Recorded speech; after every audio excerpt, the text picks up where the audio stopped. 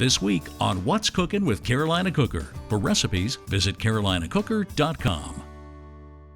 Today we have a great recipe for the cold weather. It's the Lowe family jambalaya. We're going to prep everything inside and then head outside and cook it over a Carolina Cooker burner and a Carolina Cooker stock pot.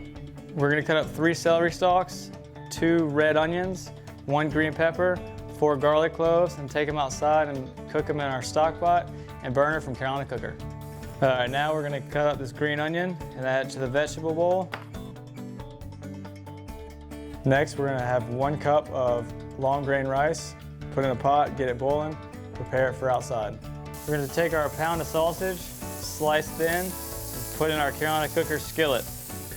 All right, we've got everything prepared. Now we've come outside to get ready to add it to our Carolina Cooker stock pot. All right, we're going to add the vegetables to the pot. We're going to cook it for about an hour at a low boil. Vegetables have been boiling about an hour. Now we're going to add our chicken, our sausage, and our spices. All right, our last step, we're going to add a pound of shrimp. And then our rice.